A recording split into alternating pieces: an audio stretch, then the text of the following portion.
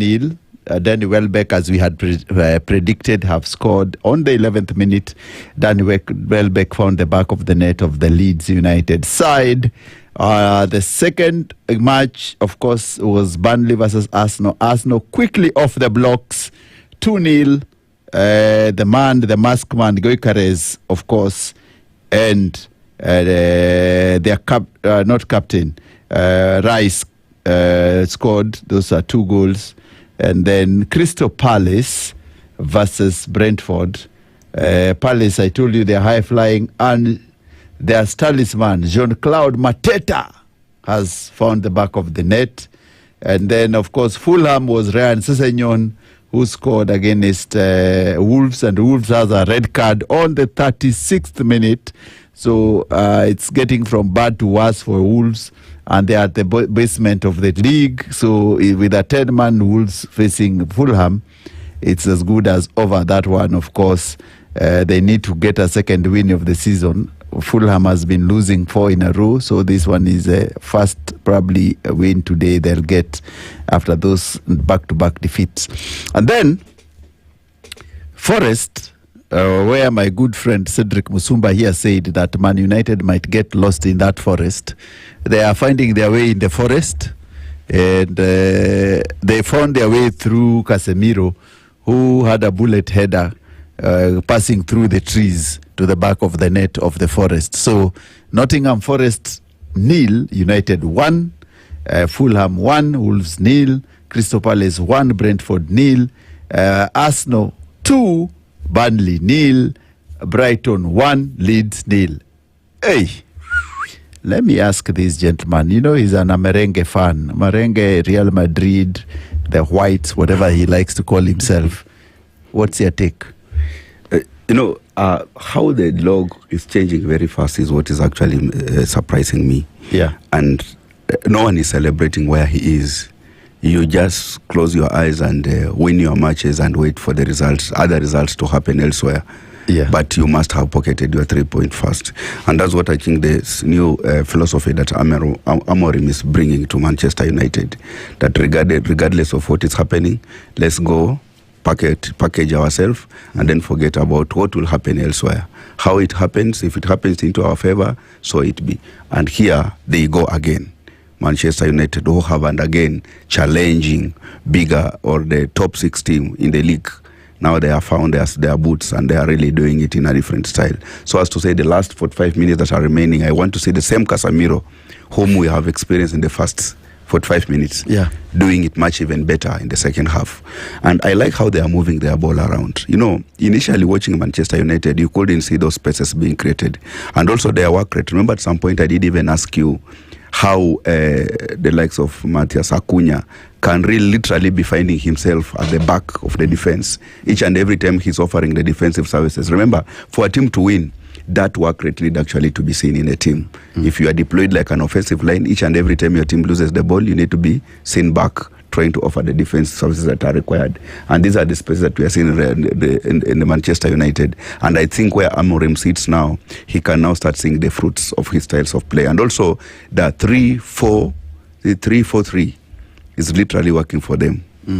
That formation, because packed at the midfield, where you have the legs of Casemiro, Bruno Fernandes, then pushing the Dalot and Diallo in that particular space, whereby we know very well Dalot like playing like he's attacking. The same thing's happening to Diallo. So they're actually piling a lot of pressure to the defensive line of each and every team they are facing. That style is working for them. And also the delete at the back line. And the youngster, Lenny Yoro, who has been silent in this particular game, but whenever he has the ball, he's doing his things in a different style. Remember at that particular point, when he was roped in, he was touted as one of the best defenders in the near future. But he has done it very fast. He's doing it right now, and he's doing the services at one of the mightiest team in the EPL. So there's a curious case of Casemiro. Last year, and Casemiro is just something we call resilience. Last year, Casemiro was number 4 midfielder in Manchester United. He was told to work on his body. He was heavier. He was Kobe Mainoo was ahead of him. There's a player, that young player who a United youth team member who was ahead of him. So, and he was told, if you don't, and Amorim plays only players who are fit and who are willing to work for the team. And what I like about Casemiro is that he went back and looked at himself and went to train himself on his own. He's the only guy who goes to training when others are off duty now. And got his touch back, got everything back, and he's the number one now on the list. And he's been performing so well than any other person in that squad. Now, another case is for the always erratic Luke Shaw and also the injury prone. He has managed to play a string of 7 games back to back. Shaw, in the last 10 years in Manchester United, he does not play 5 games in a row.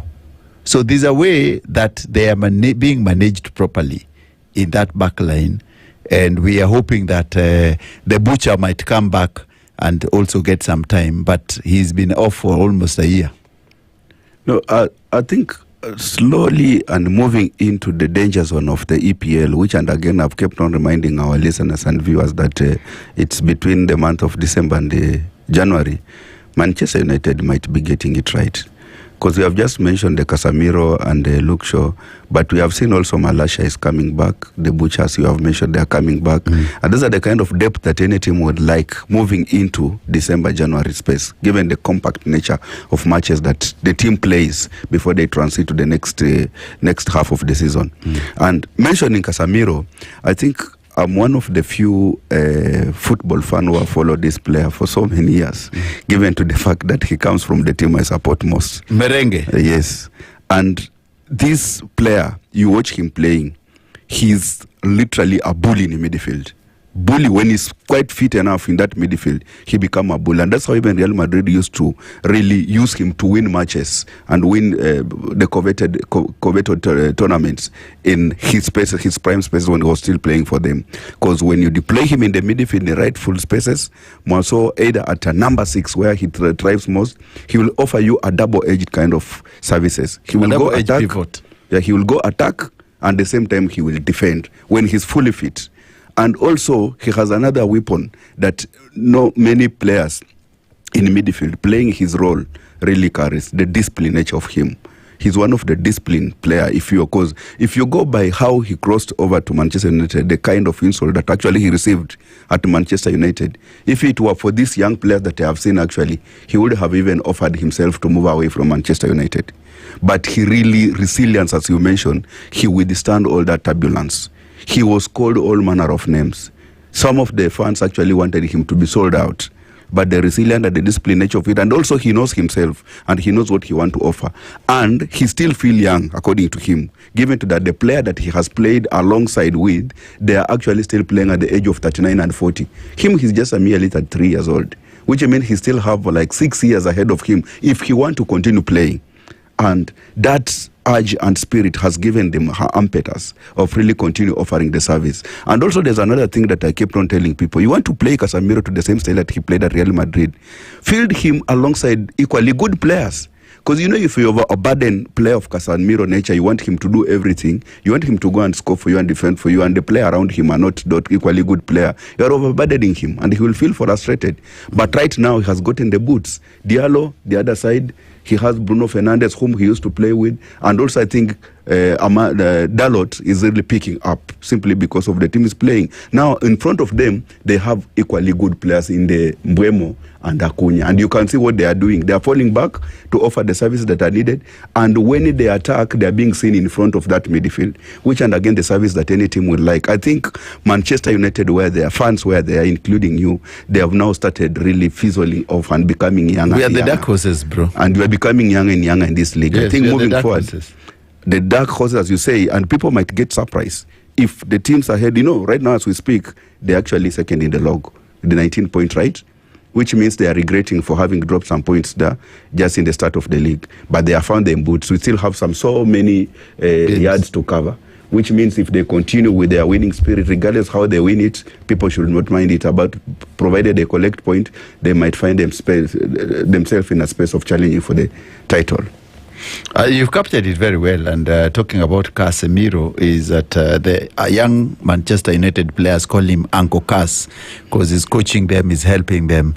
He's really, really turned around this year. And we are looking forward to see him in the World Cup this year with Brazil, because Carlo Ancelotti says that there's no way you leave Casemiro out of that squad. And him and maybe Neymar, so that they have the last chance to win a World Cup for Brazil, which has gone for too long without a World Cup. The last win coming in 2002, so many years ago, and they are hoping that Casemiro and Neymar maybe will have a chance with Vinicius Jr. and Estravao of Chelsea as a young boy who has been doing very well. So away from that, Arsenal is leading 2-0, and we said that they're in a good space there, and they might not lose that much because they are totally away now. Brighton, of course, the way they play, they have their squad, as we had said, there, and I don't think that there's any chance for them to lose that much, especially looking at that. They have been attacking. They've attacked 8 shots on target against 2. They have 2 shots on target, 1 have been scored, 4 shots off target, and 5 attempts on box. And of course, only that shows that they have been very good with 56.6% of the balls they have seen this first half. And then there's a curious case I wanted Sedo to just tell us about. This gentleman, Jean Mateta. What do you have to say about this man? Yes, they say that at some point he will receive some mockery kind of sentiment that he will never play for French national team. But and again, his form has given him a call, of which he has already graced that particular space. He's such a late bloomer. Yes, and as you may say it, I think he's enjoying it most.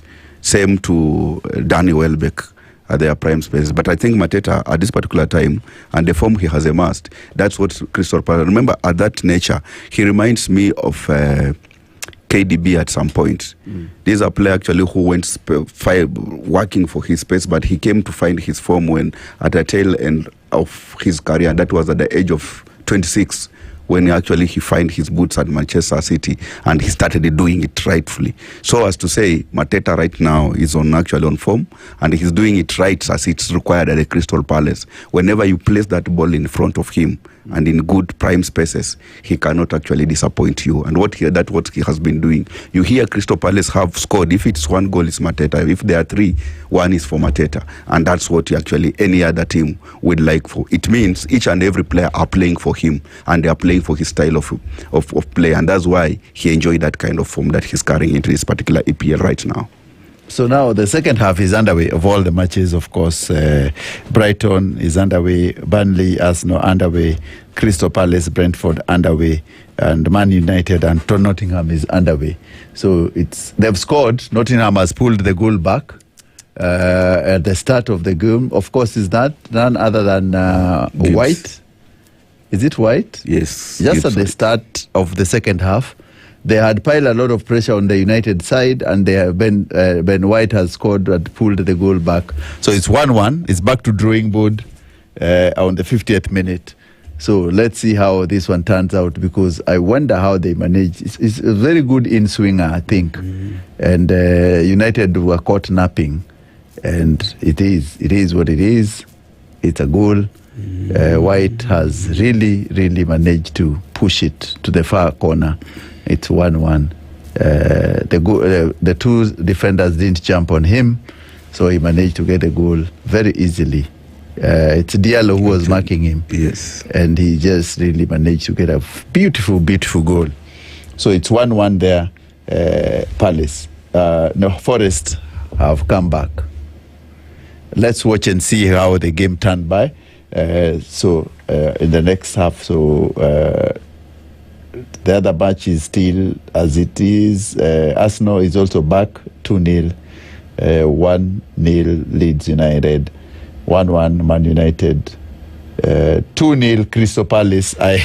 Immediately they've come back and Crystal Palace has just scored, and it's none other than Collins, known goal. So these games, it's going to be interesting. It's going to be really interesting. Very 2-0. Man United has conceded a quick one, 2-1. Things are falling apart. In a minute. What? In a minute, before we completed even talking, the defense has collapsed. Savona has scored. Same match. And the same style. Same style. Just an outswinger with a header. No offside. No offside. No offside.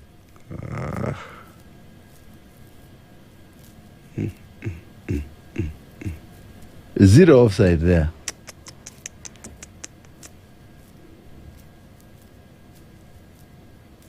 Now Manchester have to really dig deep into this match. Sedo, what's your thoughts? I have no words even to say. Just before even I swallowed my words after giving them all those manner of praises. And now they come and before even it goes far, have already disappointed me.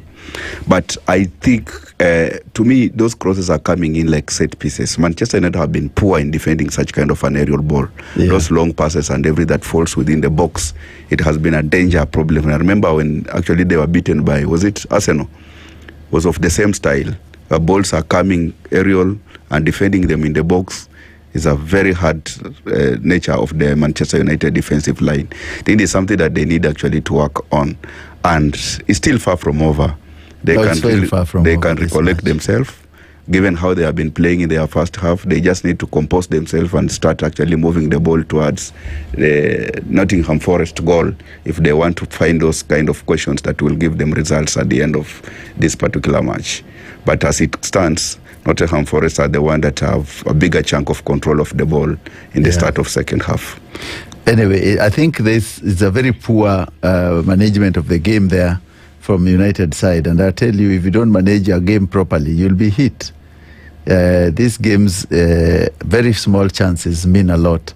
So for them to come and score now, they need to really work their socks off and do something extraordinarily faster and quicker and play the way they needed to play in the first half.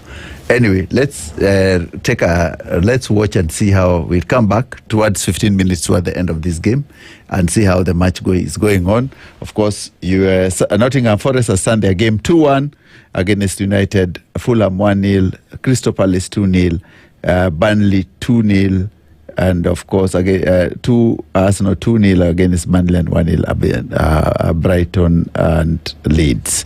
Keep watching, keep listening.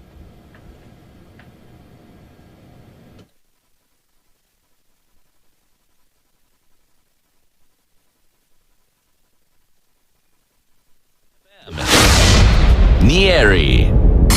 More of the classics and the hits you love. The timeless and great